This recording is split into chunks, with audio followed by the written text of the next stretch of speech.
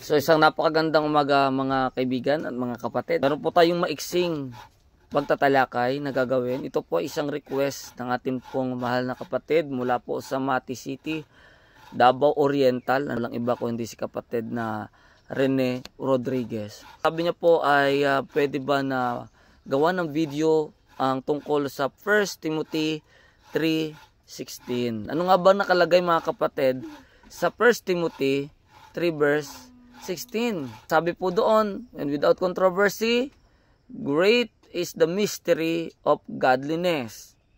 God was manifest in the flesh, justified in the spirit, seen of angels, preached unto the Gentiles, believed on in the world, received up into glory. Maraming mga kaisipan at mayroong nagtatalo-talo na mga ideya at interpretasyon kung ano talaga ang kahulugan nito. Sa kanilang pag-unawa dito sa ibang mga pag-aaral, ay ito daw po ay isang katunayan na ang Panginoong Jesucristo ay isang tunay na Diyos na nagkatawang tao. So titingnan po natin sa umagang ito kung ano nga ba talaga ang tunay na kahulugan po ng 1 Timothy 3:16. So ulitin po natin ang sinasabi. And without controversy, great is the mystery of godliness. Sa walang pagtatalo, dakila ang hiwaga ng kabanalan. So take note po, ang pinag-uusapan po dito ay ang hiwaga ng kabanalan. The mystery of godliness. God was manifest in the flesh. So kailangan natin maunawaan dito paano ang Diyos nahayag sa laman. Itong tinatawag na mystery of godliness. So itong mystery na ito mga kapatid ay matagal nang nais ng Diyos na mahayag sana sa sangkatauhan. Hindi maabot ang kaisipan ng Diyos sapagkat sabi nga sa Isaiah 55 verse 8 hanggang 9, for my thoughts are not your thoughts, neither your ways my ways, saith the Lord. For as the heavens are higher than the earth, so are my ways higher than your ways, and my thoughts than your thoughts. Kaya hindi basta-basta maabot ng tao ang kahulugan ng hiwagang ito. Subalit, nais ng Diyos na maibalik sa tao yung larawan na nawala. Ang ating unang magulang na si Adan, na uunawaan niya po kung ano yung isip ng Diyos. Sapagkat nasa kanya ang buong kapuspusan ng karakter ng Diyos. Yung pagiging larawan ng Diyos ay umiiral kay Adan. Subalit nasira ito sa pamagitan ng paglabag sa kautusan. Kaya nga, naging hiwaga po yung kabanalan na ito'y nawala sa tao. Subalit, pagdating sa tamang panahon, nahayag muli ito sa laman. Ito po yung ating pag-uusapan. Ano ba yung mystery of godliness na sinasabi dito sa 1 Timothy 3:16 na nahayag sa laman? At ano ba yung pagkahayag na sinasabi rito? Ayan. So dito po mga kapatid sa Education page 18, ang sabi rito, higher than the highest human thought can reach is God's ideal for His children. Godliness, godlikeness is the goal to be reached. So, mataas pa sa pinakamataas na mga bagay yung dapat abutin ng ating mga isipan. Pangarap natin sa buhay na ito, ang pinakamataas na goal na dapat nating maabot ay yung pagiging godlikeness, pagiging godliness. Ito yung goal na dapat nating maabot. So, ano yung godliness? Ano yung godlikeness? Pag sinabing godlikeness, ikaw ay magiging katulad sa Diyos.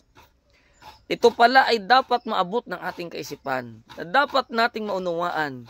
Ano yung hiwaga ng godliness? Na ito pala yung hiwaga ng pagiging katulad ng tao sa Diyos.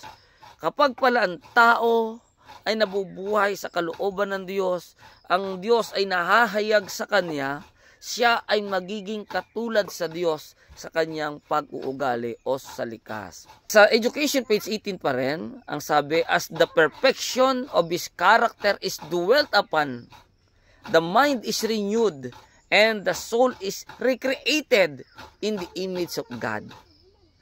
Pag pala ang atin pong isipan ay nanahan sa Diyos at siya sa atin, magkakaroon po ito ng pagbabago. No? Kaya nga sabi sa Romans 12:1 and 2, I beseech you, brethren, by the mercies of God, that ye present your bodies a living sacrifice, holy and acceptable unto God, which is your reasonable service. And be not conformed to this world, but be transformed. Paano matransformed? By the renewing of your mind. So, kailangan mabago yung isip natin. Dahil yung isip po natin, mga kapatid, ay nasira ng kasalanan. Kaya nga ang sabi po ng Panginoong Diyos sa Genesis, sabi niya, ay lilipulin ko ng lubos ang taong aking nilalang. Sapagkat parati na lang masama, parati na lang evil ang laman ng puso ng tao. Kaya kailangan po magkaroon ng renewal para po ma-recreate sa atin yung image of God. Para maibalik sa atin yung larawan ng Diyos. Ito po ay tinatawag na godliness and godlikeness. Let us make man in our own image after our likeness. Yung godliness, this is the image of God and the likeness of God. Ano mangyari kapag na-recreate ito sa atin? Ang sabi rito sa Acts of the Apostles 530 paragraph 3, having received the faith of the gospel, the next work of the believer is to add to his character virtue and thus cleanse the heart and prepare the mind for the reception of the knowledge of God. Yun po yung sinasabi doon sa Timothy 3:16. No, yung pong mystery of godliness, na ito yung sinasabi naman sa education na kailangan nating maabot kasi ito'y higher education, that was the knowledge of the character of God. Ang ating next work to do as a believer, nung matanggap natin yung mensahe ng Ebanghelyo, kailangan naman idagdag natin ito, yung knowledge of God. No? Kailangan ma-prepare yung isip natin para sa pagtanggap ng karunungan mula sa Diyos. This knowledge is the foundation of all true education and of all true service. It is the only real safeguard against temptation. And it is this alone that can make one like God in character. Ito lang pala ang sikreto, mga kapatid, para ang tao ay maging katulad sa Diyos sa likas. Sa anong paraan? Through the knowledge of God and of His Son, Jesus Christ. Yun pala yun, mga kapatid. Alam nyo kasi, ang ating Panginoon Jesucristo, siya ay isang tunay na tao. At sa pamagitan niya ay nahayag ang karakter ng Diyos. Nahayag ang likas ng Diyos. 2 Corinthians 4 verse 6. No, yung Diyos, sabi doon, God who caused the light to shine in our heart. Yung Diyos na nagpahintulot na ang liwanag ay mahayag sa ating mga puso, ay siya rin pong nagpahayag ng kanyang kalwalhatian sa mukha ng ating Panginoong Jesucristo. Yung kalwalhatian, yan ay karakter. Yung karakter ng Diyos ay nahayag sa laman. That is godliness. That's the mystery of godliness. Mahahayag ang likas ng Diyos sa tao. Kaya naging mystery ito sa tao. Kaya tinawag na the mystery of godliness. Manifest in the flesh. Yung flesh ay tao. Ito yung ating Panginoon Jesucristo. Sa Kanya ay nahayag ang buong kapuspusan ng likas ng Diyos. Colosas 2:9. Na sa ating Panginoon Jesucristo ay tumatahan ang buong kapuspusan ng pagka-Diyos. Yung salitang tumatahan, dwelt, yung karakter, larawan ng Diyos ay nahayag sa ating Panginoon Jesucristo.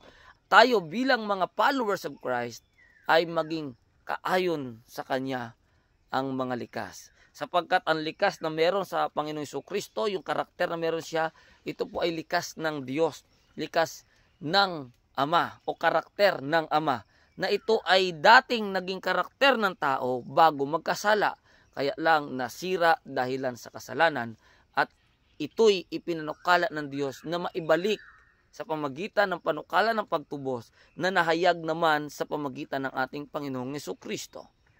At kailangan din namang mahayag sa ating mga buhay. It is this alone that can make one like God in character, through the knowledge of God and of His Jesus Christ, are given to the believer all things that pertain unto life and godliness. Yun pala yung mystery of godliness. Pag naunawaan pala natin yung karakter ng Diyos sa pamamagitan ng ating Panginoon Jesucristo, mahayag ito sa atin, ipinagkaloob ng Diyos sa atin yung mga hiwaga ng pagkaunawa sa godliness. Kaya ang sikreto mga kapatid ng 1 Timothy 3:16, maunawaan natin kung ano ang tunay na karakter ng Diyos. Sapagkat ang godliness ay representing the character of God. Ibig sabihin na hayag ang Diyos sa laman, makikita pala sa tao ang karakter, ang pag-uugali, ang likas ng Diyos.